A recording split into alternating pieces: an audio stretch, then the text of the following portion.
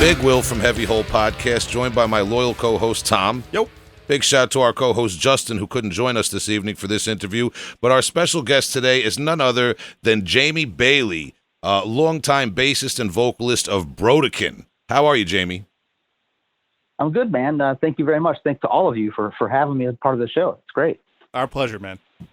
Yeah, it's by long-time listener request, and we got a shout-out at the top, Paulo Paguntalan of Miasmatic Necrosis and all of his other projects, who was instrumental, no pun intended, in getting us in touch with you, as he was with your former bandmate, John Engman, who we got to remind the listeners, if you're interested in what we're going to be talking about or what we talk about in the course of this episode, you can go back to our interviews with John Engman, with Matty Way, and even when the first time Paulo Paguntalan was on the show, his Ping Part 1 episode, I believe he probably talked about Brodequin a lot. So just to clear things up right at the top. But Jamie, thank you very much for your time and for joining us. Yeah, of course. And Paulo, he's a great guy, as is Paran, both from P2, great dudes. And I actually heard that interview, the one you're talking about, Ping Part 1. So I'm familiar with that. And yeah, we've known him for quite a while. And he was, the man that brought us up to New York, a couple years ago. I say a couple years ago. It's hard to remember anything pre-COVID now, but yeah. It's been a couple years. But yeah, he's a great dude, great guy. Yeah, I was fortunate enough to be at that show. We didn't know that we wouldn't be having as many shows, with COVID around the corner, man. So I'm glad I caught that one. Right. But as we reminisce on the past, we usually start at the top and we go all the way back. So the listeners know where I'm going. We always ask the guests, are you from a particularly musical family? Are there other musicians in your family? And Brodequin fans might already realize that, if I'm not mistaken, your brother is Mike Bailey, the long-running guitarist of Brodequin, right?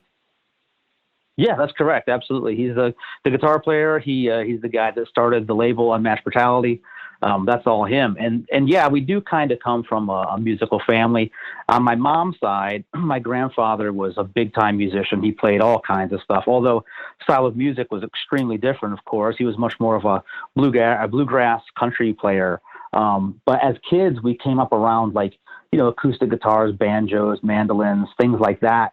So we were always kind of grabbing onto them and just, we didn't know what we were doing, but we were just kind of, just getting used to the feel of it and going from there. And he was a big factor in our pursuing music. He was always extremely encouraging. My dad also played guitar, off and on, but so there was always an instrument around the house. And at some point in time, I want to say Mike was probably, because Mike got started a bit before I did. I want to say he was probably about 10 or 11 years old is when he started actually, playing guitar, looking at it as something he wanted to do. And then it just kind of all happened from there. My grandfather, like I said, he ended up buying us our first, cheap, basically pawn shop guitars. Because, my God, you're a couple kids. You're not going to go out and spend any kind of money on this because we might, not be into it in 6 months or whatever. But yeah, that was the family history with music there. All his brothers, my grandfather's brothers, were all musicians, and we were just surrounded by it as kids. Was it the type of thing where you just bring out the instruments when family is over, or were they performing live in concerts or things like that? No, it was pretty much like just family get-togethers. Him and his brothers would get together and just start playing, and everybody was just hanging out while that was happening. And then when we would go over to visit independently from these family get-togethers, he had a little room in the back of his house that was his music room where he stored all of his instruments. And Mike and I would go back there and just start plugging away on the guitars or whatever, just basically making noise, but trying to get an idea of how these things work. So, let me ask you this, because we have a series of Patreon listener questions that I'm going to be asking you through the course of the interview that kind of fit in with the narrative. And the first off the bat is Eric Ruthig wants to know, what is the metal scene like in Tennessee and the South in general? Now, the South in general is a big, wide, loaded question right there. But if I got it correct, you guys are from Knoxville, Tennessee. And I was just going to ask you, was there a heavy metal scene to speak of when you were getting into music as young men? So Mike and I, we're not originally from Knoxville. We moved down here later on in life. I was born in Monroe, Michigan, and Mike was born in Toledo, Ohio. And then later on, through my dad's job, we ended up moving down here, which we've got a tremendous amount of family down here, which is kind of how we ended up here. After he worked for the company for so long, they basically said, where do you want your last transfer to be? And he said Knoxville, Tennessee, because there's a huge place here that he worked at in Oak Ridge, Tennessee. But the scene here when we got here was not really anything to speak of. There were some bands that were more like thrashy bands, or more Pantera-esque, if you will. And then we kind of came across Besieged, and then we came across Inner Self, which were the only two death metal bands that I can remember that were doing anything, playing local shows and maybe even some regional stuff, but nothing serious, just some stuff around the area. And then we met some other guys, from Alabama, like there was Flesh Tithe and Spinecast. We met those guys, and some others in different parts of Mississippi and New Orleans. But in the beginning, there wasn't a whole lot going on, to be honest. And could you maybe just take us through, what was it, your brother first, or who starts getting into heavy metal as opposed to what's just commercially available in terms of music?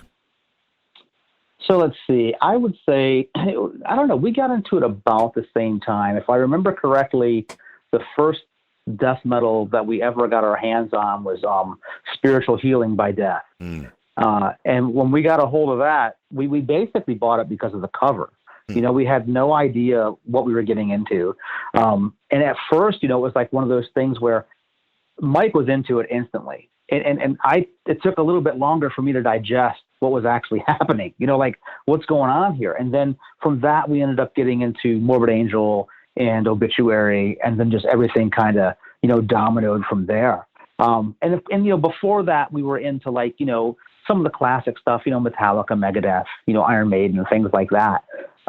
So, walking around a record store, I think Mike's probably the one that noticed the album cover and, drew my attention to it. And so we picked it up, and then that kind of was the beginning of all of it, to be honest.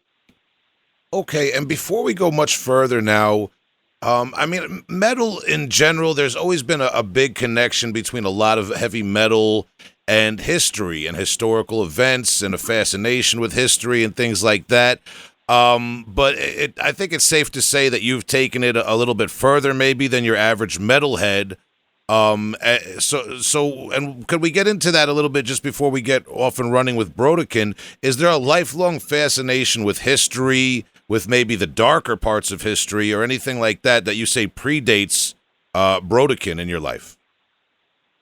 Sure. So, going back to just using Iron Maiden, excuse me, real quick as an example, they had some songs, Alexander the Great and some others that were very, kind of had a historical edge to it. And it was intriguing to me that a band would do something like that, because let's face it, a lot of kids when they're in school, history is like one of those subjects they're just not into. They'd rather be doing anything else other than history.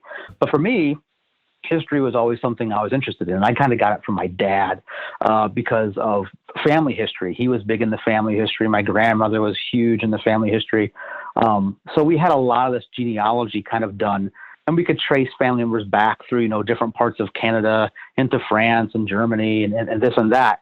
And then we also had family members on both sides of the Civil War and fought in the Revolutionary War. So I was just into history in general. As I got older, I started digging into, as you said, and correctly so, I think, the darker sides of history. Mm-hmm. And Iron Maiden, in fact, it's like Iron Maiden, what's that? Yeah. What's a band name? Well, actually, no, it's not a band. And then I was like, oh, wow, there's something to this. And so that kind of sparked an interest. I think that interest probably really laid dormant for a long time. But when I first started going to school, I actually was going to school as a history major. And a lot of the stuff that I was focusing on was like medieval Europe. And it just, when the time came, that we were going to do something like this, to me, it just seemed like a no-brainer to go into something that was, absolutely, evidence-based, like super dark, brutal era. Makes sense. And okay, so your brother and you are, you get that Spiritual Healing record. You're getting further into death metal. Is there a band for either of you that predates Brodequin, a high school band or anything like that? Yeah, we had Mike was in a couple no name bands. They never had a name, just garage type bands trying to do a couple things. Then the first band that we ever had that actually had a name was kind of like, almost like a Pantera style band, because we were working with what we had here, and the concept of blast beats was not something that was really well known here. So you're doing what you can, and we had a band called Hollow, and we put out a couple demos with that band, and then of course, how it is when you're starting out and have a couple bands you're going through. It didn't work out. Those members went off to do their own thing, and then we splintered off to do our own thing. And that's how we ended up getting with Chad. Chad was playing in Inner Self at the time, Knoxville death metal band, and we met him. He actually had come out to a couple of the Hollow shows, and we became pals and started hanging out. And then we started going to shows together. We went and saw Angel Corpse and Cannibal Corpse in South Carolina. We went up to the Michigan Death Fest together, and things just started working out in that respect. Okay, man, and I just got to stop you real quick. You're talking about Enter Self before you mentioned Flesh Ties and Spinecast. You're hitting a really specific pocket of Southern death metal in the 90s for me right here, because I remember mainly from like compilation appearances and stuff, some of those bands, man. Okay, maybe I got to do a little bonus episode to cast some light on that. That's cool, man. Flesh Ties, I especially remember Flesh Ties had some really, really great material. But getting back to Brodequin now, so you and your brother, like you say, you guys kind of peel off from what was going on. I mean, right at the start, is Brodequin as brutal a band? Are you writing that sort of like really brutal material with? You mentioned Chad Walls, your original drummer, if I got it right? Yep, that's correct. Yeah. Right out of the gate, when we got together and decided that we were gonna, kind of join up, the three of us, we just were going for the most brutal stuff that we could come up with. We were just trying to be as fast as possible and as heavy as we possibly could be. We all had that kind of vision, if you will. Okay, and I want to get into maybe some of the that vision, like you said, and another listener submitted question that kind of hits on that right here is the Patreon listener.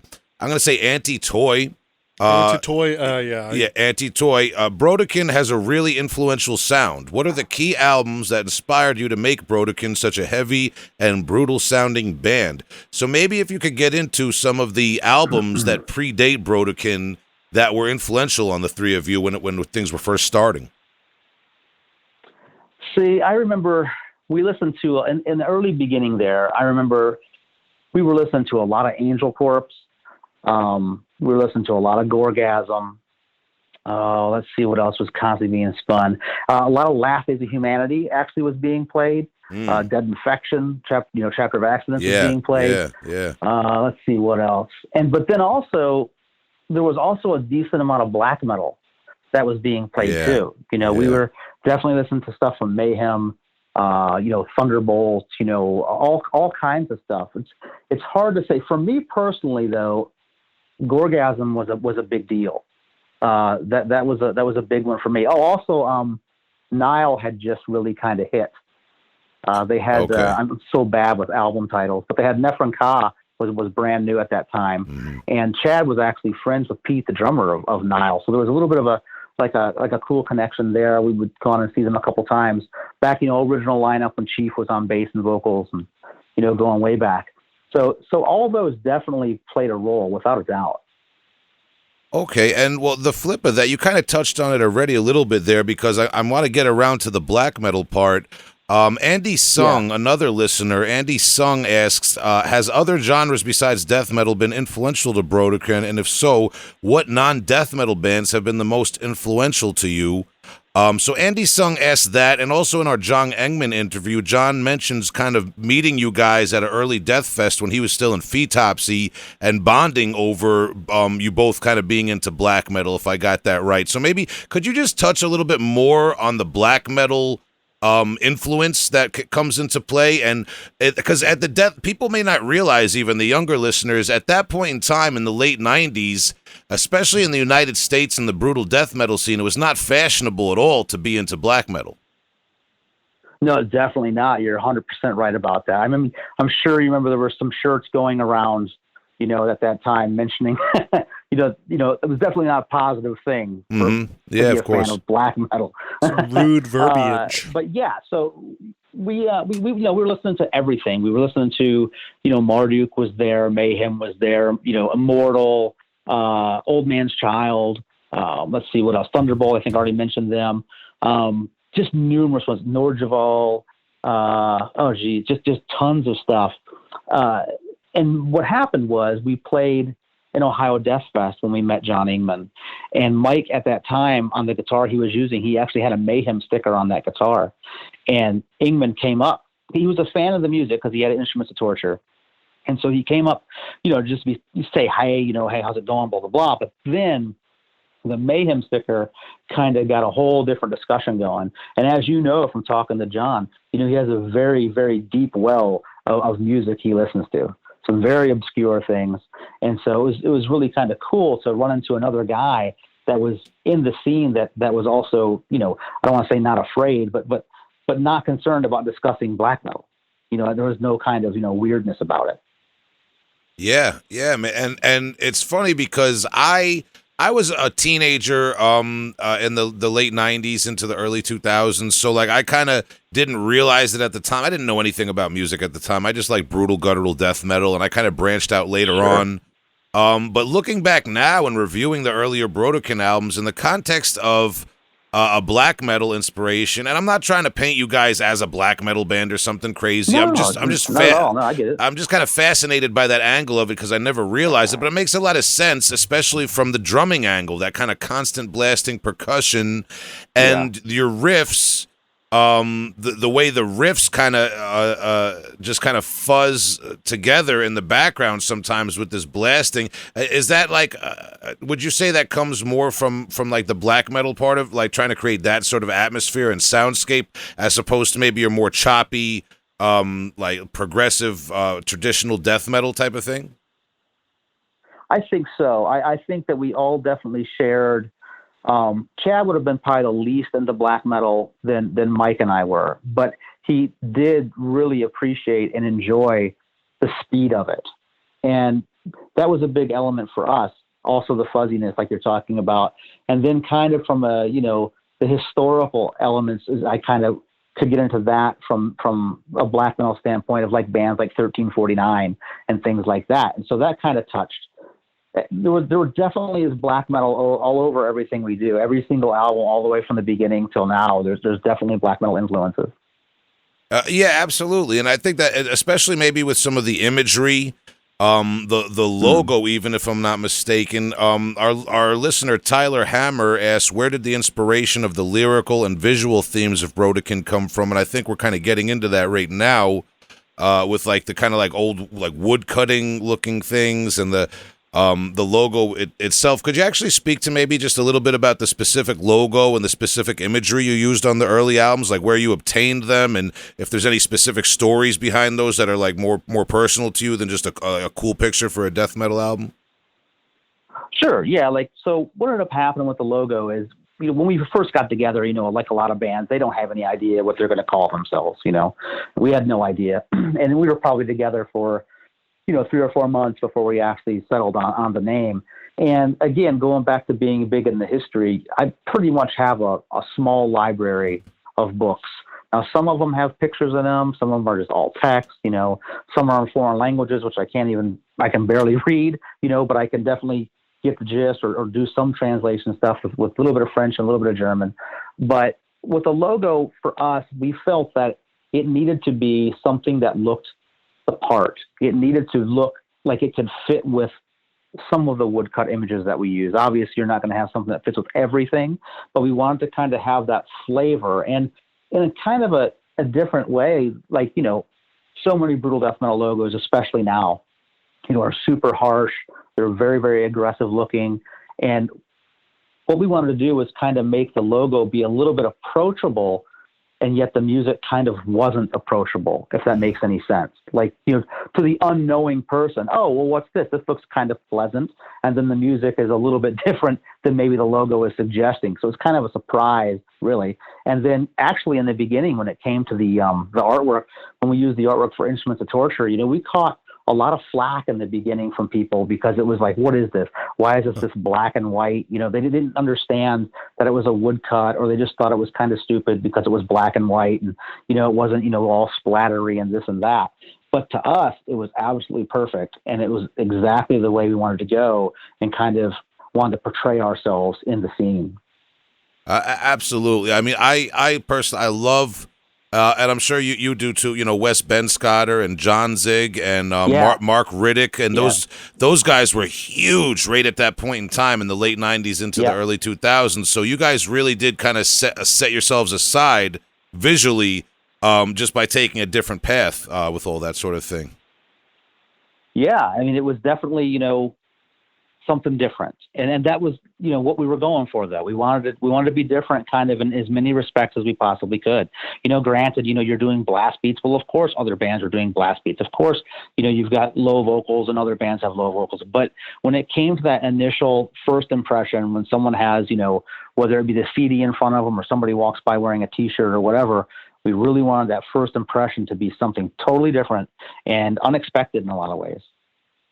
Now, something that brings to mind is you say that there really wasn't much of a regional scene at all to speak of at the time when you started Brodequin, where you were in Knoxville, Tennessee. So I you can't really say that there were a lot of regional influences, I would imagine. What I'm getting at is that kind of isolation in terms of a music scene that you guys were creating Brodequin in. Would that, first of all, is there a parallel in that to the way a lot of these European black metal bands existed, the way that they were kind of isolated in their existence, in the wilderness and the Scandinavian countries? Do you see a similar type of isolation and like the band kind of coming of age within itself within a bubble? Is there something there, or am I reading in too much? No, I think that's interesting. I hadn't thought of it like that, but now that you bring it up, I mean, regionally, we had friends like Steve Green at Comatose and Lust of Decay. We had people around us that we knew that we would play shows with and stuff like that. But when you look at it, kind of how you're talking about it, putting it into that light, the three of us only hung around with each other. Mm-hmm. That was it. We didn't hang around with anybody else. We would go to work or whatever, we did during the day, and we would all converge at the practice space. We'd hang out there all night. We'd play for X amount of time, go to a local CD shop and hang out, maybe hit Taco Bell, on the way home or something. And that was what we did like every day. We just hung around only with each other. So there was a certain amount of isolation there. And, not everyone in this area was into this kind of music, or now is into this kind of music. So when you are kind of walking around, you do kind of look like the outsiders in all black with some crazy shirt that no one can understand or relate to. So yeah, I mean, there definitely was a certain, parallel there, now that you mention it, because again, we just hung around with each other all the time. That was it. Okay, and I want to get into a few things about your albums. When we talk about your first album, Instruments of Torture, which you released independently on Unmatched Brutality, if I got that correct, it says recorded at Digital Sky Studios in Myrtle Beach, South Carolina. Just trying to jog the memory a little bit, because our listener Liam Raptor asked, what was the recording process like for Instruments of Torture and other albums of Brodequin's initial active era? What influenced the overall sound those albums had? So we won't do every album all at once, but just for Instruments of Torture, if you could take us back a little bit to that Digital Sky Studio in South Carolina and the recording process, how you got some of those sounds, that notorious guitar sound, and just any recollections. Yeah, it was actually, I'm trying to laugh about it because it was such a bizarre and just kind of funny situation. So the guy that recorded it, Mike's guy, was a friend of Chad's. Chad had known him for a number of years. And when the time came that we were going to go ahead and record, he said, well, hey, let's go to this guy. So we said, okay, let's go to this guy. Nobody knew anybody else, so let's go to that guy. So when we get there, basically this guy has his house, and he is also in a band. more like a hard rock, heavy metal band. But all of his band members live in the same house. So we get there and we're looking like, okay, where are we going to record this thing at? And we ended up setting up in his living room, and recording the instruments individually in his living room. It was totally insane because there was tons of background noise. And at any moment while you're in the middle of recording something, any number of people could just all of a sudden come walking through the quote unquote studio while you're doing your thing. It was, if somebody opens a refrigerator or something, you got to cut. You got to start over again. There was no, there was no technology at that studio, if you want to call it that, but to do any kind of punch in, punch out. It was all just one shot, one take, one go. It was kind of hilarious when I look back on it. Okay, man. So, and just some people have inquired about the guitar sound. I don't know if you want to give it away, even, of course, with respect to your privacy, but people, maybe like if you remember the gear and the actual guitar. I know you're the bass player, but if you can recall. If I'm not mistaken, Mike was using an Ibanez RG470, I think. I think that's the model number that he was using. And the pedal he was using, I think he was using a Metal Zone going into a Marshall valve state, if I'm not mistaken.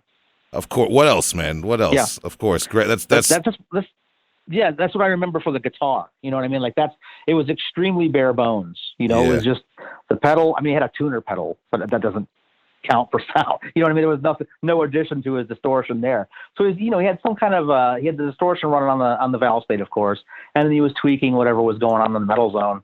But that was it. I mean, that was just it. And then we mic'd the cab, and that was it. I mean, that was just super, super bare bones, easy as possible. And then you get that weird sound. Okay. And now what about getting out and playing live with Brodequin? Was there a lot of that in that era with that first album, or did that come a little bit later? We did a few shows off the first album. We did a couple down in Atlanta. A friend of ours, Evan, who ran Deathgasm Records, he is the one that booked those shows down there. We did a couple in Nashville. A couple down in Florida and Alabama with the Flesh Ties guys. And then we played over in South Carolina, Lust of Decay and some of those guys over there. And then I think the second album, when we got the Festival of Death, it was more like we got out a bit more. So, actually, as a matter of fact, we did, we played Castle Heights on Instruments Torture. We did that. Oh, wow, man. Up in New York. Yeah. We sure did. And Paula was at that show, actually. You guys are cooler than me because I unfortunately missed that. But Castle Heights, I do speak of sometimes. I was there a lot when I was a teenager. That's awesome, man. Wow. Any memories? Was that your first experience coming to New York City? Yeah, that was my first experience in New York City. Yep. So that was kind of crazy. We didn't know what to expect other than it being, a huge city. And we rolled up in Chad's van and parked right in front of the club, and that was that. Was it with Dehumanized? No, I don't. You know what? I don't think we've ever played a show with Dehumanized. Unfortunately, who was at that show? That was going way back. I can't remember who played that gig. And then we played there a couple years later with Morgue from France and Vomit Remnants from Japan. Oh wow, awesome, man. Yeah, I can't remember who was there. Me and the listeners are salivating at these old school lineups that you would kill for now. That was that like it's like right, like Maryland Death Fest tier bands just playing regular shows. It's just right. Or you look back at the old Ohio Death Fest flyers. Exactly. And you're just like, oh my god. Exactly. Well, the only reason I brought up Dehumanized is because they played like a lot of shows at Castle Heights, usually when the touring bands would come through. So, but I gotcha. But moving on with Brodequin, we talk about your second album, then Festival of Death, which did have a slightly different sound, but I noticed it was recorded again with it was Mike Sky. You said? Yeah, same guy. Same guy. Yeah. But I believe at that point he moved to a different studio setup in Florida. It says. Yep. He was in Daytona Beach area at that time, and that was a lot nicer setup that he had there. Again, it was in his house, but the whole band wasn't living in the house at that time. It was just him, and he had, basically two bedrooms in the top floor that were side by side, and he made one room, his control room where the board was and all that stuff. And then the other room is where we would record. Chad did his drums first, then Mike did the guitar, then I did bass, and I did vocals. Probably the most memorable thing about that was, I'm trying to remember exactly what song it was that Mike actually recorded bass on, because I had to go to the hospital. It was a great time recording there because, again, we knew the guy. He was a good friend, and, we would just hang out at night, record all night, and get up late and go to the beach to start the day off, and, come back, cook it on the grill, watch some Seinfeld or something, then go record all night. And I got into something at the beach, and I had like a crazy allergic reaction. And so Mike and Chad ended up taking me to the ER one of the nights, and they gave me a prescription for something or other. But I was like itching uncontrollably, and there was no way I could play. So Mike actually ended up playing bass on the last track of that album. Wow. That's interesting. Well, now, when we speak of that album, is there anything that you were going into the second album saying we'd like to change this from how the first album came out? I think the biggest thing that we were going for was speed. We wanted to push the speed envelope as far as we could. As far as everything else goes, as far as the tones and things of that nature, once we got there, we kind of were leaving that up to Mike, the engineer, like, what do you think we should do here? What do you think we should do there? And kind of looking at his expertise, if you will, to help us navigate that. So, we would definitely take his advice or try this or try that. And, some things worked and some things didn't work. At one point, I think Mike's guitar was just way too trebly, and we had to dial it back. Because, it was like, you couldn't even tell what was going on at all. Like, it's hard enough as it is, but it was just, there was nothing there.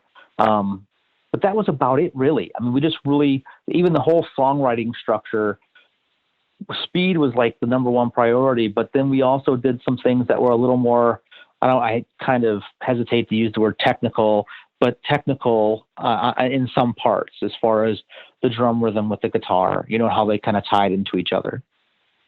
Okay. And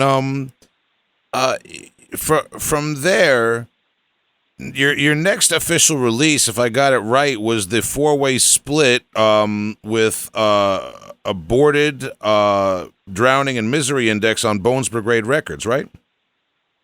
Yeah, that sounds right. Yeah, I think that was right after that. Yep.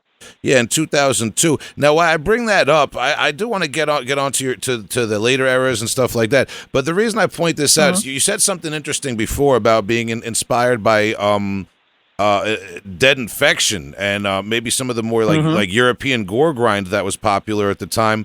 What I remember in the late 90s is that like bands like CBT from Germany, Dead Infection, Regurgitate, especially when they got signed to Relapse, but even before that, and so on and so forth, Hemorrhage from Spain, all these bands all of a sudden, in a way, crossing over into the brutal death metal scene in a way. It seemed like it predated the Maryland Death Fest era, but it seemed like gore grind and brutal death metal kind of found each other in the middle. Death metal kind of grew into the guttural vocals and brutal era. I call it the United Guttural Records era of the late 90s, and it seemed like that wasn't as far a cry anymore from gore grind.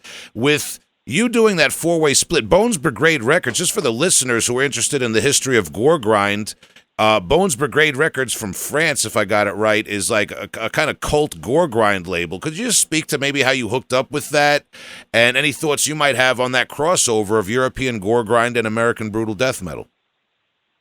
Yeah, I think you're right on the crossover. I think that was about, right around that time. And to me, it made a lot of logical sense, because both sides were doing their own thing, and they really could kind of play well off each other. You didn't have to be exclusive. You didn't have to be exclusively death metal or exclusively gore grind. You can take certain elements, merge them, and even come up with something even more brutal, more insane. And, a good touch on United Guttural, because you're right about that. That was an insane label back in the day.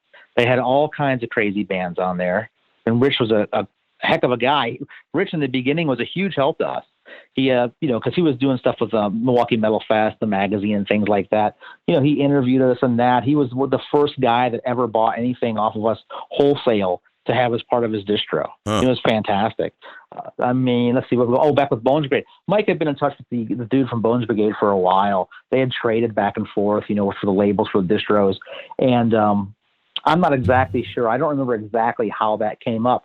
I just remember Mike presenting it to us like, hey, do you guys want to do this split? And we were like, yeah, of course. Absolutely. But yeah, you're right. Bones Brigade's another fantastic label from back in the day. I always remember them putting out this really weird band, Running Guts, from the late 90s. Yeah, absolutely. Obscure stuff, man. It came in this weird cardboard box, this tape. Okay.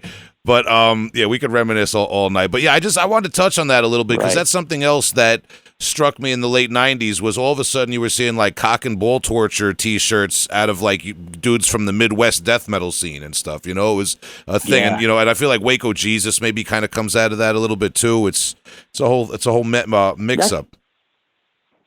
Yeah, no, I can see that. That makes sense. Absolutely. So, but getting back to Brodequin now, I'm glad we touched on that with the split. But the next release that comes out then is Prelude to Execution, which is of course the infamous 2-song EP, which is the first release with John Engman on drums, right? Yep, that's right. Yeah. We decided that we wanted to give everybody a little taste that hey, we're still doing something. Things are fine. Check this out. This is kind of the way we're going. And we actually recorded that at John's friend's place named Tim. And that was a really, really cool experience. Again, another little house studio, if you will, 2 bedrooms, basically. Okay. And that in particular, there was a question that Paulo had. It came up, I think, in the John Engman interview about how the guitar, I guess the panning and the mixing went more mono as opposed to stereo on the first 2 albums. I guess that EP in particular has a very mono kind of guitar mix. Would you agree with that? And was that a conscious decision? I would agree with that. I don't believe it was a conscious decision. I really don't. I don't recall that at all. I remember, everything was recorded and everything was done. And what ended up happening was Mike and John were at the studio for the mixing. I was not there. I had to work. Not that if I were there, it would have sounded any different. So I don't want to make it sound like, whatever's wrong or their fault or whatever's right is on them. You're not pulling a Mark Wahlberg. I hear you. Right. Yeah, right. It's just something that kind of happened, It definitely wasn't a conscious decision. Unless, who knows? Again, I wasn't there. I don't know what Mike and John talked about. Okay. Well, speaking of what Mike, just going back one more quick, because I'm looking here. Paulo himself submitted a few questions for this interview, and one of them happens to be, first of all, one we breezed over. Did gore grind from the classic 90s era play an influence in shaping Brodequin's sound? I feel like we've addressed that soundly, no pun intended. But his other question, he says, what percussion does Mike play on Instruments of Torture and Festivals of Death? I guess Mike is credited with some form of percussion on those albums. Yeah, so Mike was, what did he do? I'm trying to remember. He played, I think because we made a joke out of it, really. It was meant to be just kind of funny. But he did the vibra slap on the end of Infested with Worms. Oh. Okay, that's what he did. And then he did the gong on Festival of Death. You hear it kind of warming up. It's a kind of a low rumble, then boom, it splashes in and the song takes off. So he did, one on each album, yeah. But it was always, kind of funny. And then I think, honestly, that was Chad's idea to list him as percussion and have him play those parts. Okay. The vibra slap is genius. I love that. Yeah. And that's something that we were doing anyway. We were legit doing that in the practice room. I don't know. Don't take it like it was written that way. I think Chad just hit it one night at the end of the song, and we were all laughing about it, oh, okay, let's do that. And that's just how it's done. Okay, all right. So now moving on, we talked a little bit. We gave the listeners a prelude to Execution, but we know from our interview that we did with John Engman that he was in Fetopsy. He meets you guys at the Ohio Death Fest, and he eventually relocates to Knoxville to be the drummer of Brodequin, right? Yep, that's right. Yeah, what happened was at the Ohio Death Fest, he gave Mike a demo, a tape, and I think it was his the black metal band he was in, and I want to say it was the Cold Beyond, but I could be wrong about that. But Anyway, it was it was the black metal band he was in at the time, because again, we were all talking about black metal, and we listened to it on the way home, of course, and we thought it was fantastic, and it just kind of sat on the shelf. And when the time came that we needed to find a drummer, being where we're at, so difficult finding people that are even into this kind of music, let alone being able to blast at the speeds we would want someone to blast at. I mentioned to Mike, I said, hey, you still have that cassette, right? We need to listen to that. So he broke that tape out and we listened to it, probably 24 times, just over and over and over again, listening to it. And then we contacted John, went up to jam at his place and played for the weekend. And then that was that. And eventually, you're right, he moved down and was down here for a while. He was actually living with Mike. And then he got an apartment not too far away from where I'm at, like 5 minutes from me. Was that, I mean, was there like was there like a kind of like growing pains, was it kind of like awkward with that situation to have somebody relocate to your area where there's not a huge metal scene, maybe not a big support system for him? He's relying on you guys as his contacts there and that sort of thing? Yeah, I think there was a certain element of it being tough. I mean, he's a long ways away from Milwaukee, being in Knoxville, Tennessee. That's a heck of a ways away. And we were the only people he knew. And he was coming from an area where, a lot of shows came through there. The record store he worked at was really cool. They had all kinds of releases from everything under the sun. And down here, it's just not like that. So there was a big adjustment period for him. And, I think that, Mike and I did our best at trying to keep him entertained. I don't want to make it sound like we were babysitting. That's not what I mean. But, keep him entertained and kind of like into what's going on around here whenever something was. But it definitely was tough. I get it. I moved around. Mike and I moved around numerous times, through our life and as kids and stuff. And I know how tough it is moving. And I'm sure it was tough on him. Yeah, it's, just for the listeners who might be new to the podcast who want to go back and check out that John Engman interview, he also talks about just when he was in Phetopsy, even before Brodequin, those guys didn't live particularly close to one another either for rehearsals, if I remember correctly. So John really sticking it out. And as we know, John's been through quite a bit. We'll get into his kind of trials with physical issues as a result of playing drums. But before that, we mentioned the Prelude to Execution EP.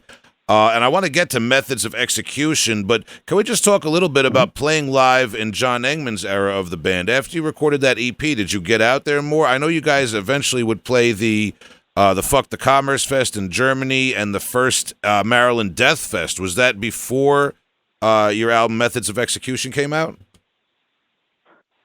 Well, let me think about that. I think it was probably right after it came out. If I'm thinking about it correctly, that seems right to me. I think so. We played the Maryland Death Fest, and it was kind of an interesting situation because everyone that was in the know, so to speak, that was following the band knew we had John, but I don't know that they were really ready for John. And what I mean by that is he was so different on stage. We went from purely visual right here for this part of it.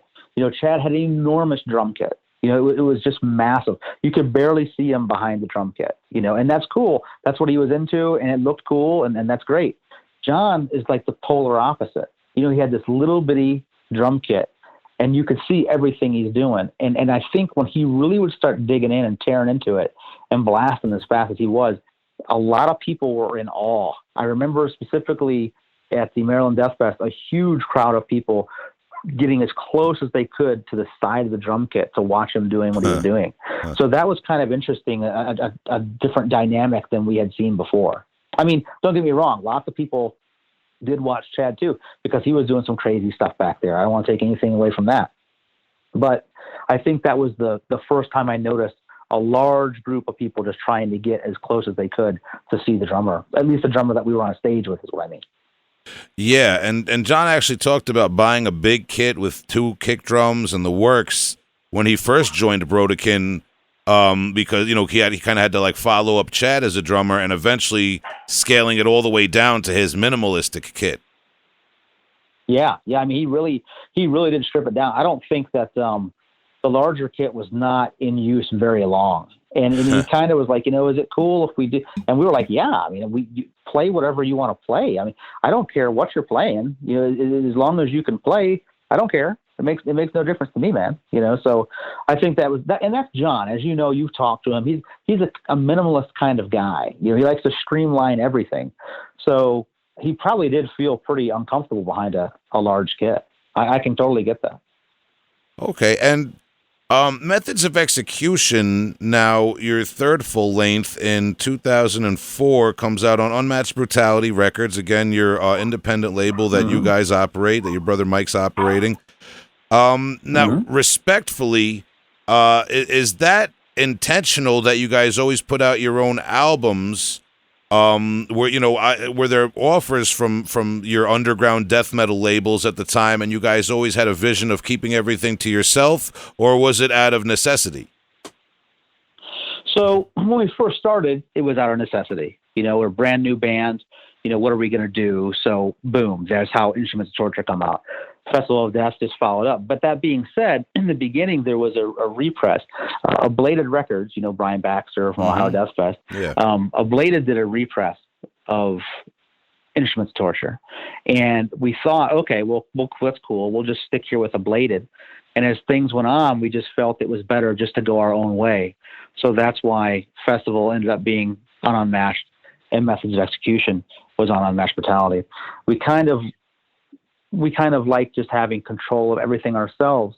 Now, that's not to say we wouldn't work with a label, and there were offers that came along. We just didn't, it was just wasn't for us the way the offers were coming in. We just felt it was better just to keep it kind of under our roof, so to speak.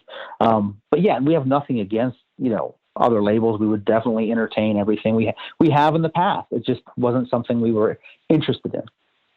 Okay.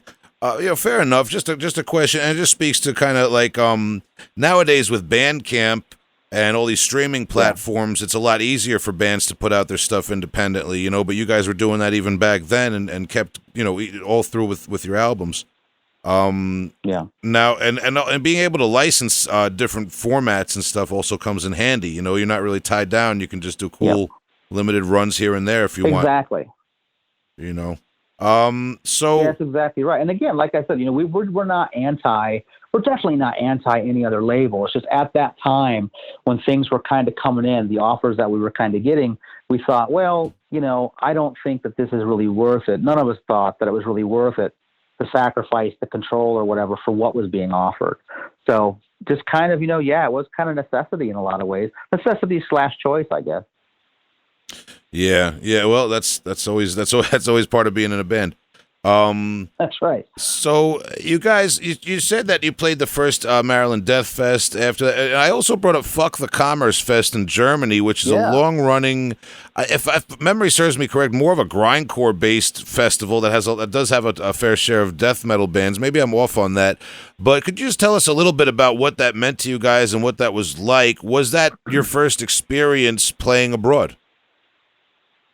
So my first experience playing abroad was I actually filled in doing vocals for Disgorge. And we did Fuck the Commerce when I was filling in with Disgorge. And that was actually, Fuck the Commerce was my very first show overseas. That was it. And then when we played there with Brodequin, it was great because it was kind of familiar. I could kind of tell the guys what to expect as far as, the lay of the land and the stage set up and so on and so forth. And Liturgy played there as well. It was a great gig. That was a fantastic festival. It's a shame that it, doesn't exist any longer. Yeah. Well, let me ask you, since we're talking about this era then, what comes first, the band Liturgy with Matty Way on vocals or the album Methods of Execution by Brodequin? Let's see. So Methods would have been first. And then I've been friends with Matty for years. We actually played a show in Memphis, Tennessee with Disgorge, Deeds of Flesh on one of their bloodletting tours. And that's when I actually had first met Matty and the whole band. And so then it was just a matter of time, just, from being friends and talking, we wanted to do something together. And here we had this, situation where Brodequin's writing music and so on and so forth. And in the meantime, we're like, hey, why not do this? So it's almost kind of like, with Matty, it's almost like a Brodequin 2.0, with Matty on vocals. And there's some more, the music's different in Liturgy, but there's a lot of similarities with Brodequin, of course, being, all the members of Brodequin are on the album. You're going to have that. Of course, and we should also, to the listeners, some people check out a lot of new music through this show. If they're interested in what you were just talking about, Liturgy, of course, not to be confused with the New York City-based band Liturgy, the band that put out the album. Let me get it right here: Dawn of Ash on Obscure Music in 2004, and also predating that, there was a band with a similar lineup, Cinerary. That put out the Rituals of Desecration EP in 2001. Just for the listeners, if they want to go back and check that out, kind of Brodequin and Matty Way adjacent music. That being said, is there any, there's kind of, I guess, talk maybe of Liturgy coming back and doing new material. Can you speak to that? Yeah, we have, I'm trying to think of the exact number. I'm trying to remember what it is, but I think it's 10. Mike and I have there's 10 songs, Liturgy songs that are complete.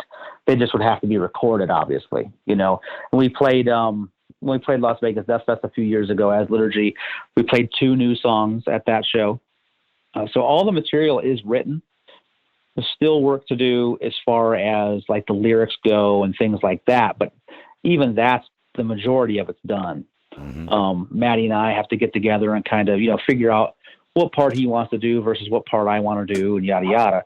But really at this point, it's all pretty much square. We're just waiting on some drums to be hammered out to see if everything's going to line up. And then if everything, is cool and there's no like major changes that have to be done, then we'd be good to go. Okay. Something to look forward to for fans. Yeah. And moving forward, as we recount the history there, John Engman, in his own words, in our interview with him, and you guys did end up working with him again later on, but he said that he bailed and left you guys high and dry when he left Brodequin.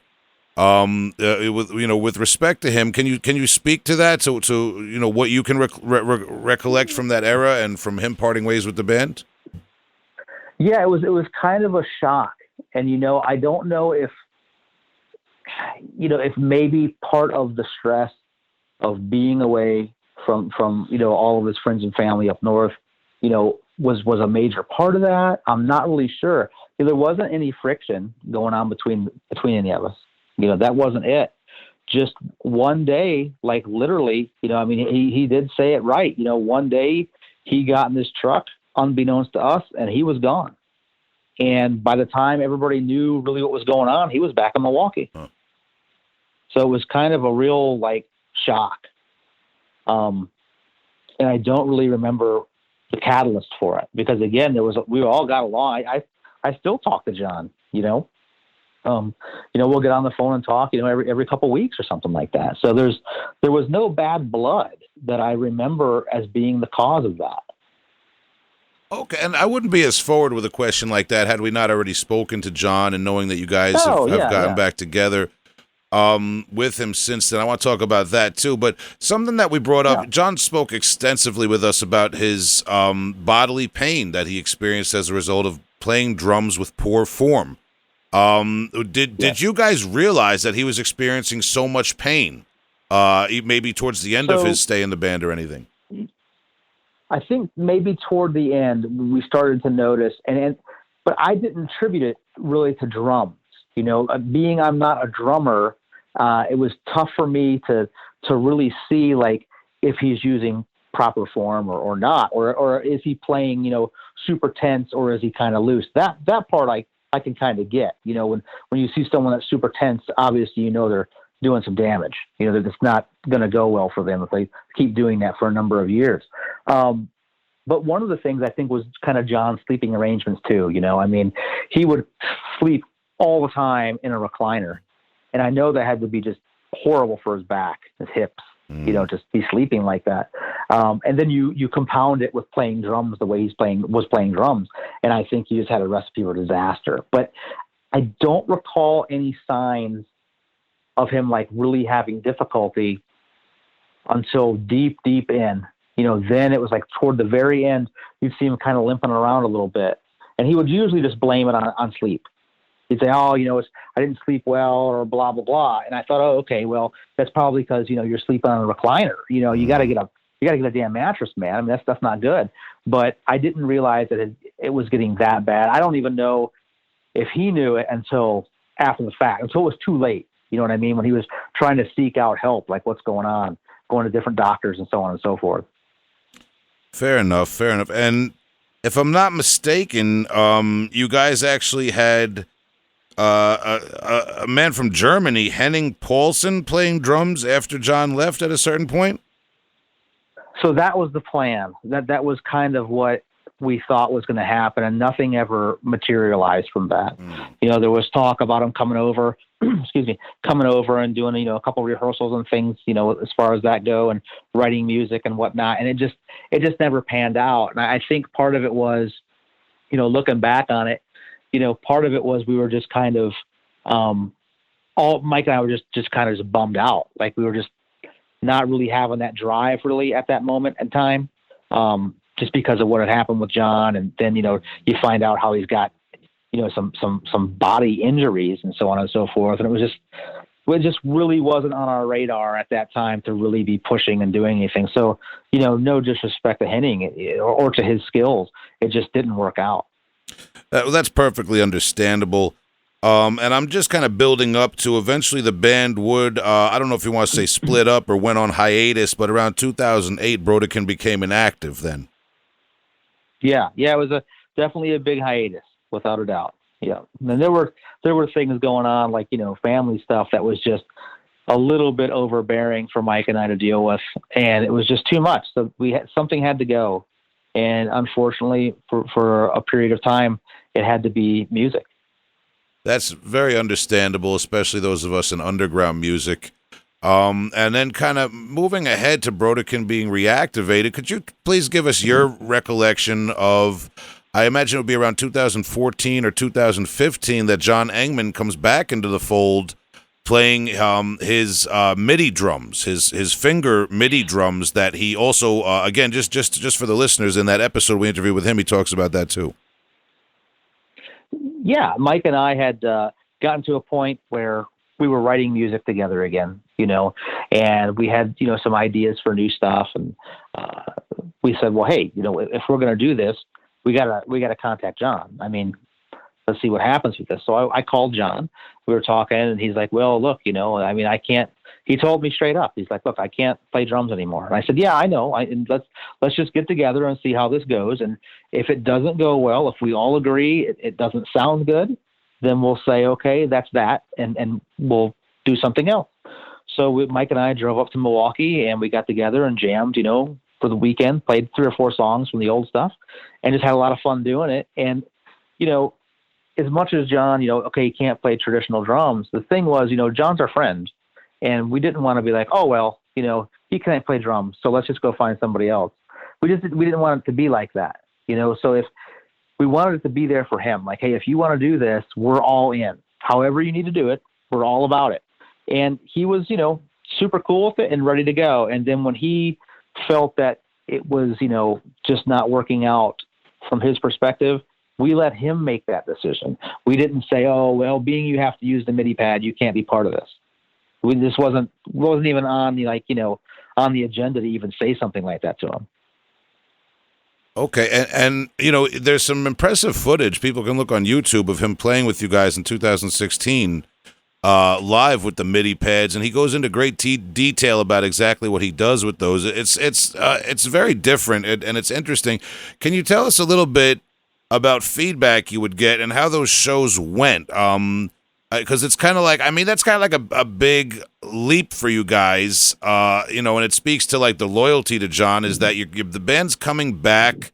It's amassed this cult following that only built over the time you were inactive, and you come back without a traditional drummer, but with John doing this very experimental thing. Was there some pushback from people? Yeah, for sure. But early on, there was also a lot of support. You know, Sean from Putrid Pile was one of the first people that saw us perform with this. And we just played a show, like a surprise thing. We just jumped on a bill up in Milwaukee, and we played like 5 or 6 songs, you know, just to try it out in front of a, you know, in a live setting.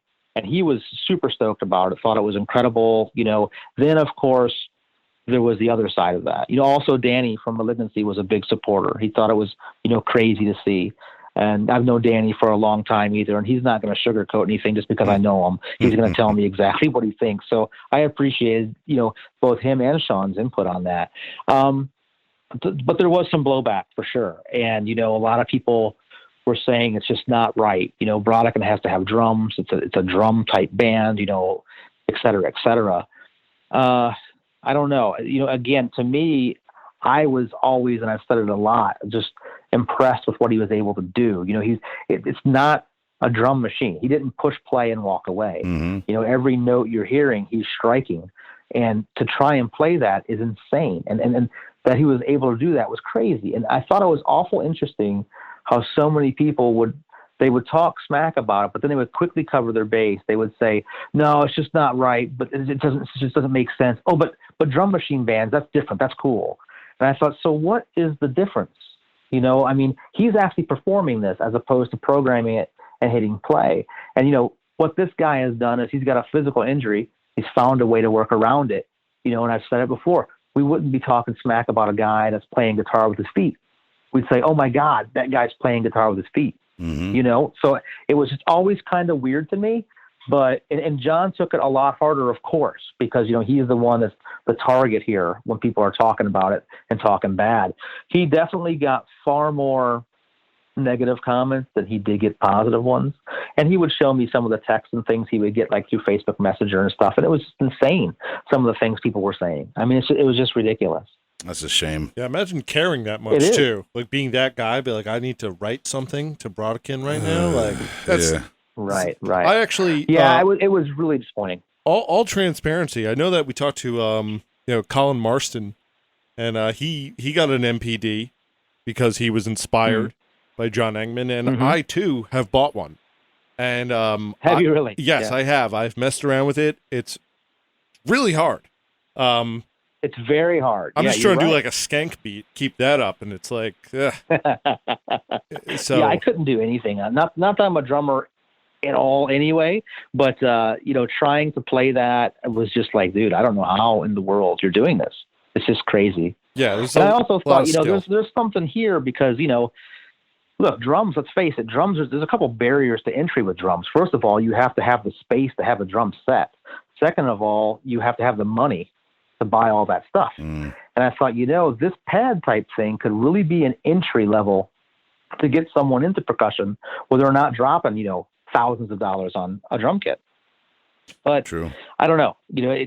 It's one of those things where I just guess, certain visual aspects weren't there for a lot of people. And I can understand, but at the same time, if it were me and it was a band I saw and enjoyed and it sounded good, okay, fine. I definitely wouldn't go out of my way to message the man and tell him how terrible it is. Yeah, how he's ruining the band. What? It's just crazy. Yeah, that part just surprises me. Like, who has the time to do that? And like, yeah, it was definitely surprising. And to be fair, John stuck it out as long as he could, and I understand that because you have to. This is what's so crazy to me. Look, everything's global, right? You've got Facebook. Somebody in Australia can text you whenever, and it's always happening 24/7. So John would go to bed. He'd get up in the morning and he'd look at his phone because it's his alarm clock, and it's full of messages, and it's all just unpleasant messages. You're not going to take that forever. You're eventually going to say enough's enough. So there was, again, no hard feelings on that. I understand. That's not healthy to get up every morning and see stuff like that. No. Yeah, well, big shout to John Engman. He's been through the grinder with it, man. We should shout out. People can check out all his different projects, and he's still very active with a lot of his noise and grind based stuff, and he still does use his what's the correct term? The MIDI pads? MPD. Yeah, the MPDs. Yeah, that's Tom's the engineer. He knows that better than me. But then so now moving on from that part, it's listed here on Metallum. Jan van Luchtenberg is the drummer from 2016 to 2020 before Brennan Shackelford. Did you guys play extensively with Jan? So Jan was friends with John, so it's kind of funny. They would get online and talk to each other and FaceTime and stuff like that. And John said, hey, I think you should, give this guy a chance and check it out. So we're like, okay, cool. That sounds good to me. And, he learned the material and went over there. And yeah, we played many shows with Jan. We did, for the Netherlands Death Fest. We did, a couple South America dates. We did some shows in the States. We did the Quebec Death Fest. We did several shows with Jan. Absolutely. We did, what was the other one? What's called Monthly Assault in Switzerland. We did that one. We did NRW Fest in Wilhelmskirchen, Germany. But we did a lot of stuff with that. Absolutely. Okay, and our Scandinavian listeners, I owe them an apology. They cringed when I said Jan. You corrected me. Jan is the correct. But Jan, yes. But so you play all those shows with Jan. You're very active from 2016 forward. And the reason I'm bringing that up is because now in that newer era, that more modern era of 2016 forward, are you noticing in the scene your own influence and your own like bands kind of coming up, maybe opening up for you guys on tour or at these festivals that profess Brodequin as an influence and clearly take something from that sound? Yeah, and it was kind of weird, to be honest. It was not something I was really expecting, and even with seeing some bands using similar cover art, or lyrical, kind of inspirations and things like that, was kind of surprising to me, because it really felt like when we were doing it, going back to the old days, festival, instruments, we were the only ones doing it, and it was like just us, and there was like no one you could kind of like bounce off of, you know what I mean? Like, take the Bay Area thrash. If you're Metallica, you can kind of bounce off Megadeth or Slayer or something like that. You guys are doing something kind of similar. But we didn't really have that. So when I saw things like that going on, yeah, it was really kind of cool, interesting, flattering for the most part for people to say the things they were saying, and, that we were being an inspiration to them. It was definitely a surprise. And, I definitely appreciate it. It's really cool to hear that. Okay, and while we're on that topic of the specific aesthetic there, to the casual death metal fan like myself, we see Instruments of Torture, Festival of Death, and so on and so forth, right up to your latest release that we will get to, Perpetuation of Suffering, your new EP. But it seems like obviously there's this kind of medieval torture device, historical thing going on, but is there a distinction that you make between the albums, yourself being more of a historian and the knowing more about this than me? Are there certain themes between your albums? I don't know, maybe eras or just different methods of torture or reasoning behind the torture. I don't know. How are the albums distinct from one another in terms of lyrics and those themes? Well, I think the lyrics all pretty much are similar in respect. I don't make any real, hard lines between, let's say, like something going on in the 15th century is only going to be on Festival of Death, and then something from the 14th century and earlier will be Instruments of Torture. It just happens to be kind of what I'm into at the moment. When Instruments of Torture came around, the songs that are on there were things that I was just involved in reading and studying, and it just kind of continues on. So there's going to be kind of a flow, but there's also going to be an ebb in the sense that I may be writing about something on, methods of execution from the 15th century, and I was as well on Festival of Death. It's just the way it is. I don't really set up to do anything necessarily as a theme.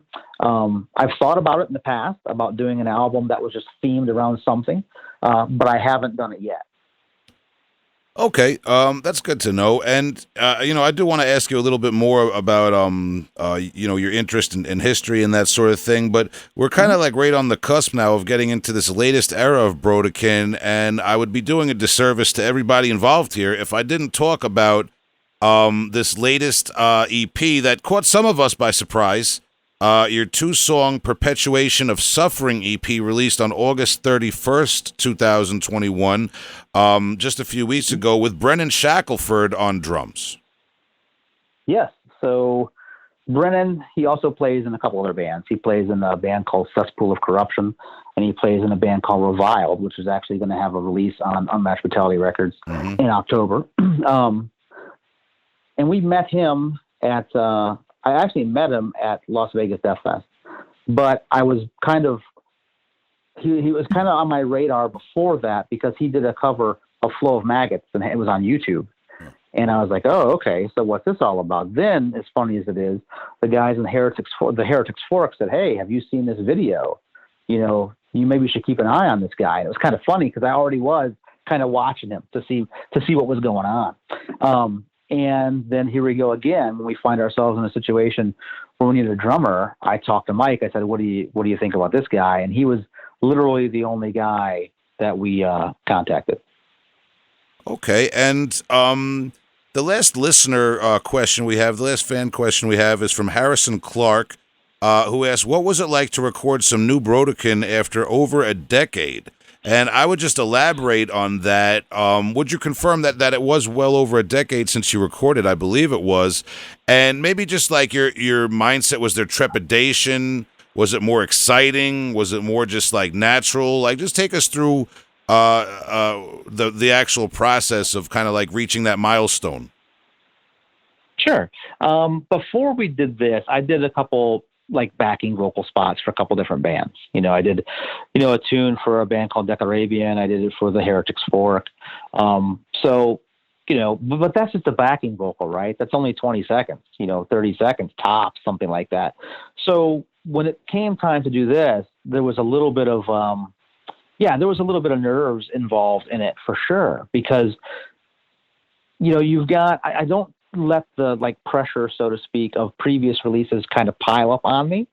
But what I did want to do is I wanted to make sure that what we were doing, or at least from my standpoint, my parts that I'm recording, were going to be as good as they could possibly be. So there was, a little bit of pressure. And, the vocals I did this time around, we brought in some high vocals, some screamy type stuff, which we only flirted with in a couple songs on Methods of Execution.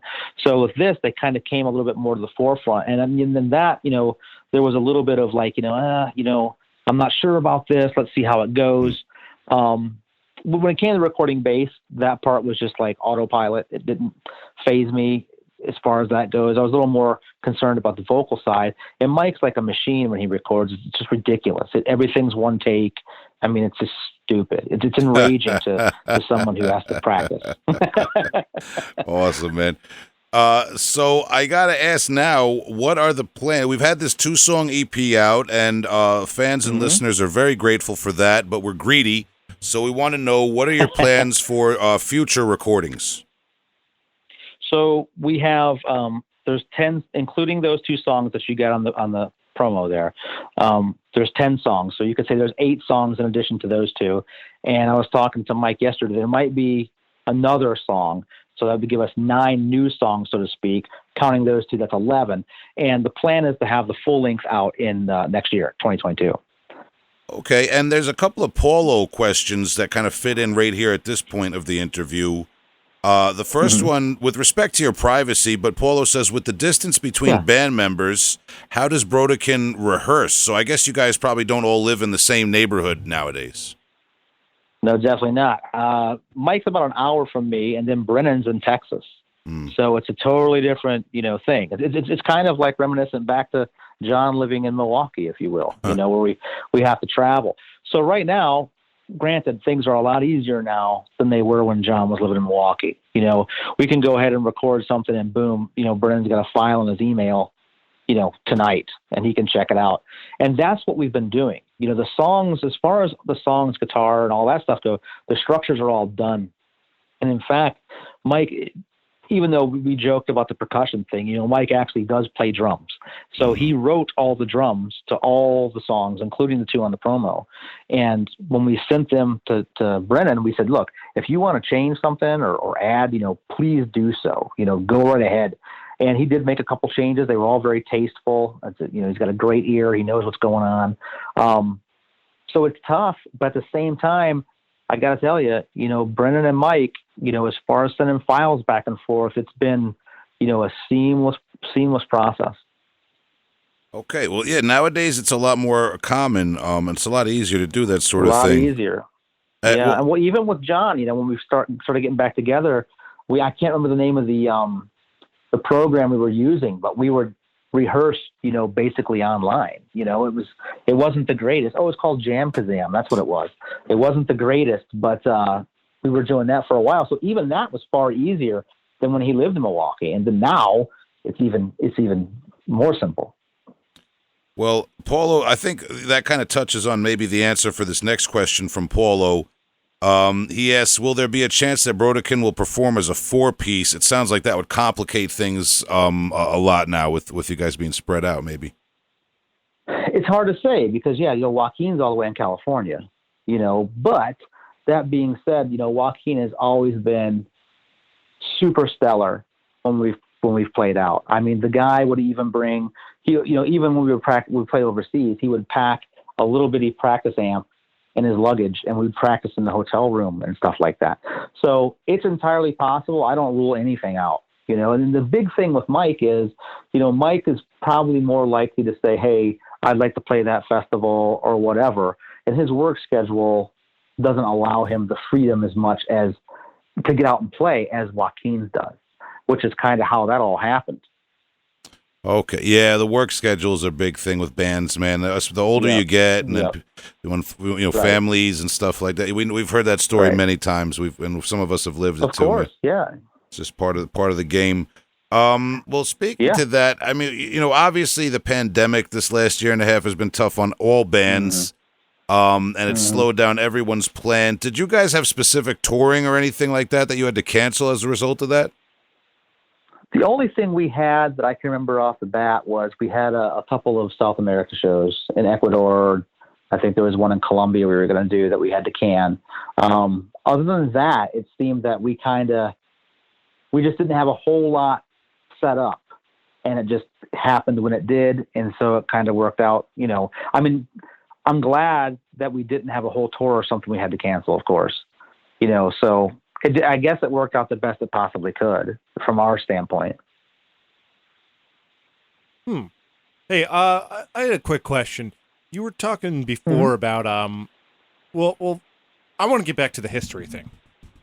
Yeah. You were talking about how when you write your songs, you don't really focus on one time period. What are you reading about right now? Let's see. So right now, I'm actually reading about nothing history related. Okay. I'm reading about the Clean Air Act.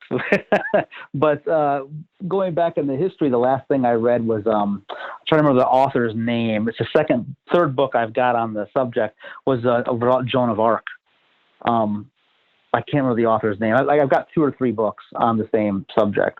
So that's the latest thing I've been reading, which is, a pretty fascinating story. This one actually has the, you have to take it for what it's worth, right? We weren't in the cell with Joan of Arc. So anybody that's releasing any notes that are supposed to be, like basically interview notes, we have to kind of just take their word for it.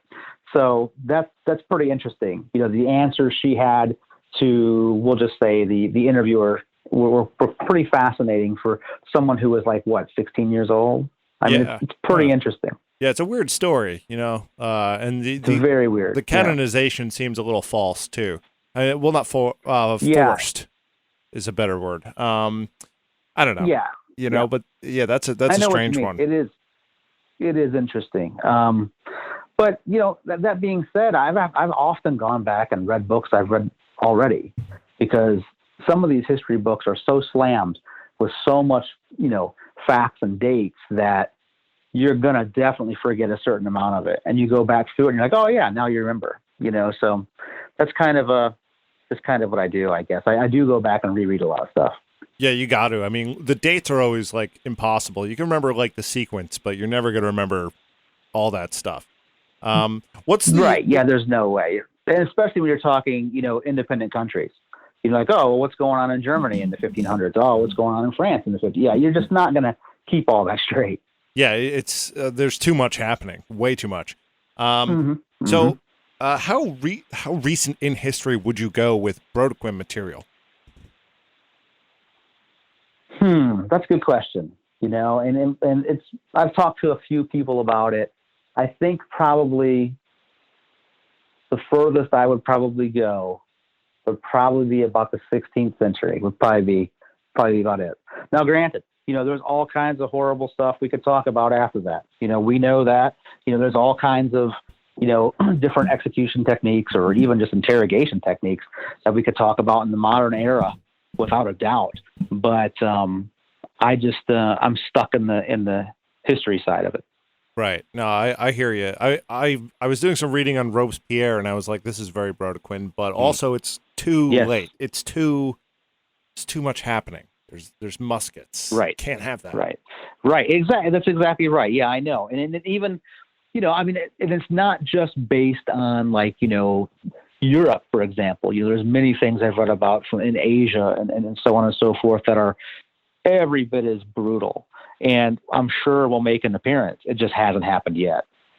Do you feel that sticking to source material that's that far in the past kind of frees you from maybe not that you would put them there, but perceived political undertones? Like, say, if you were to write about things that happened in World War II, for instance, or whatever, or something the United States did, if you were writing it from an objective standpoint as just a fascination in torture techniques or whatever, do you find that it frees you up to just stay that far back in history because people aren't aware of the political context?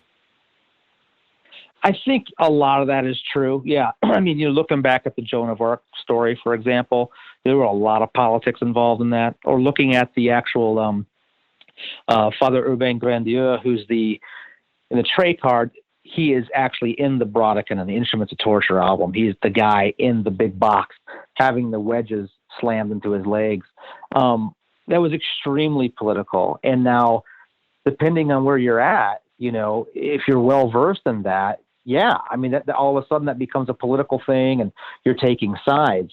And you're right. If I were to do something about, let's say some of the things that were happening in the Holocaust, how would that be perceived? Am I now being perceived as being like pro-Nazi, or am I, you see what I mean? Like, it's kind of like a dangerous, I never really thought about it as far as writing songs because I was always just so comfortable and so happy being in the dark ages, if you will.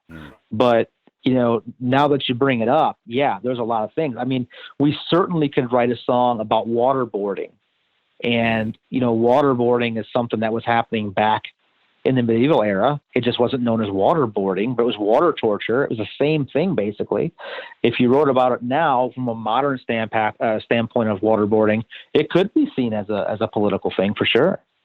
It would seem like almost something more appropriate in maybe a politically active punk record or something. Yeah, absolutely. Yeah. All right. Interesting, man. I'm sorry, Tom, did I derail your... No, I'm just racking my brain of history. Oh, one thing I did see recently, the depiction of a Brodequin being used in Ken Russell's The Devils with Oliver Reed. Have you ever seen that one? No, I haven't seen that. I'll have to check that out. It is hard to watch. It is I bet. That movie is I actually had to get a DVD from Korea or something because it's not on any streaming platforms and kind of really? Yeah, it's like a little poo-pooed. And what's it called again? It's called The Devils.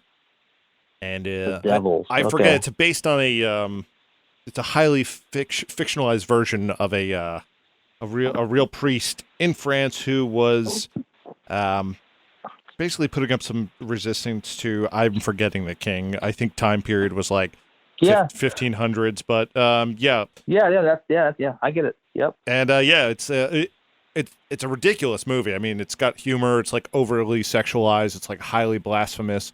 And I had done some research on Oliver Reed, and I want to see that movie. Now, Ken Russell, he's the guy who did Tommy, with The Who, and a few other TV movies. And apparently this one just went over real bad in the public eye.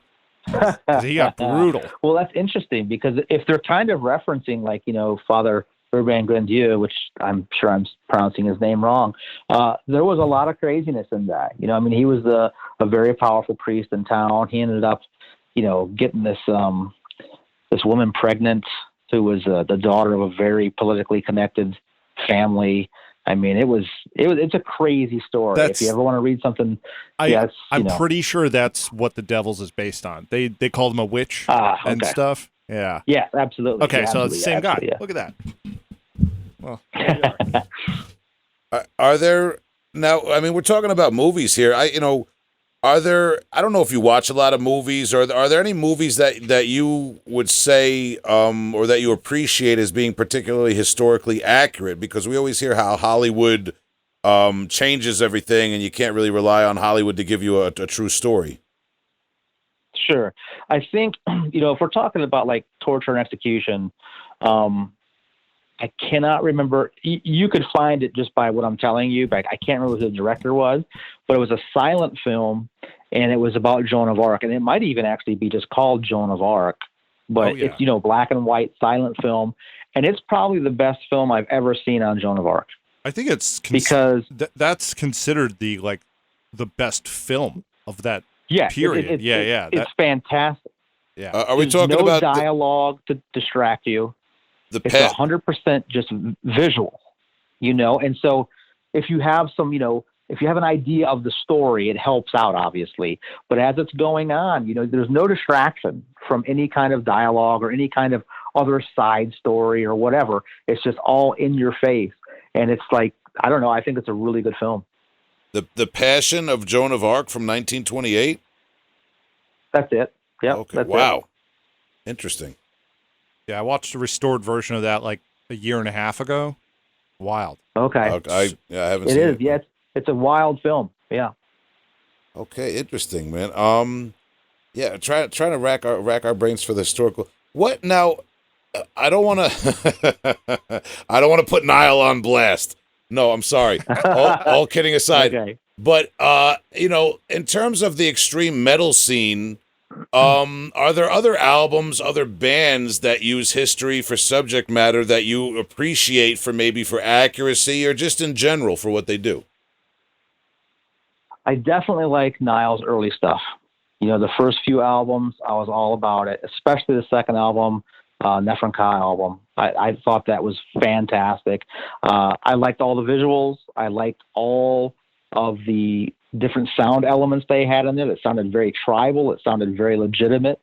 Granted, I've never been to Egypt, especially during that time. What I'm saying is it gave you that kind of a feel. It gave you that kind of vibe, and I really appreciated it. I would say that, Niall is probably the one that I would think of the most, especially the earlier stuff. And I'm being facetious. We appreciate and respect Niall and Carl Sanders and all those guys, of course. Sure. It's also, it's one of those things where they're so big, I don't feel bad poking fun at them. I'm not hurting them. No, I understand that. Yeah. Okay, man. And what was the Tom? We had our special bonus episode. What was it about? Nero, Emperor Nero of Rome. Yeah, Nero. So I don't know why I didn't lead off with this. So I do a podcast in which I open my mouth a lot more, and we do talk history, but it's a dirty man's take on history. It's called Roast Mortem, and we let our inner child out. We do a bunch of research, and we make fun of people who are dead and can't come after us. And we had done Nero, and that one's hard to listen to. At a lot of ways, not the episode, but just more like what the presentation on it, the amount of like sexual debauchery and sure, the amount of victims and stuff. You feel bad. We make fun, but it's like that was something because that's Tom's podcast. That I'm not on. It's it's two separate shows, but I guessed it appeared on that one with Nero, and we touched a little bit on that one about how the further you go back in history, the less politics and plays in that sort of context. Exactly. Sure. You remove modern politics or not, you can't compare them. Of course, to the chaos of yesteryear. It's not better or worse. It's just a different type of insanity. Huh. Yeah, but and then with Nero, you also got to look at like Caligula. That guy was totally nuts too. So off his rocker. Yeah. Yeah, he's an interesting one to look at too. I mean, you're talking about bodies piling up. Yeah, he had quite a few for his work too. There was a movie with Roddy McDowell, right, in the '70s, I believe, of Caligula. There was a famously explicit Caligula movie. I can't vouch for the historical accuracy. Okay. But I'd like to watch that. Yeah. All right, but all right. Well, Jamie, we appreciate your time. I want to keep you on all night asking you history questions now, but we got to be. I get it. It's totally cool. Yeah, we got to be respectful of your time too, and you've given us so much already. We always close out our interviews by asking the guests to recommend us one album, one older album and one newer album. It can be by any artists you like. It doesn't have to be metal, could be metal. Just two recommendations, one a little bit older and one a little bit newer. Let's see. That's tricky. And the reason I say it's tricky is because I always find myself being behind on the new stuff.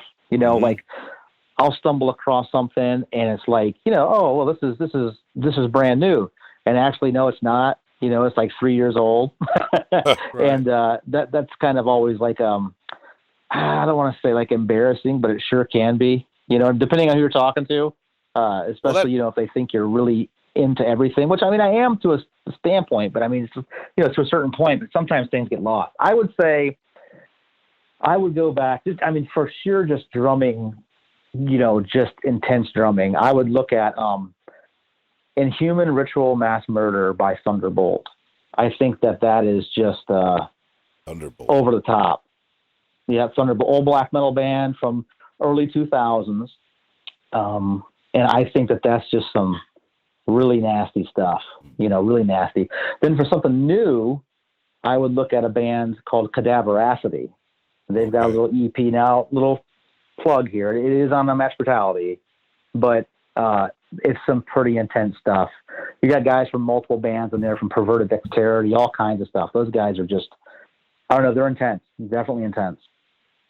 Okay, and let me squeeze one other different recommendation in here. I hesitated. Yeah. I restrained myself from asking you about specific books and source material you've used for lyrics. Sure. Because I didn't want you to give away your sources or your secrets, but I will ask. I appreciate that. Well, you've talked about being an avid reader. Maybe is there a book or maybe one or two books you could recommend to us who are very interested in Brodequin's lyrical and subject matter? Just maybe books that to be fairly more or less historically accurate and that could elaborate on those sort of things. Oh, let's see. I'm trying to think of who the author is. I believe it's Abbott.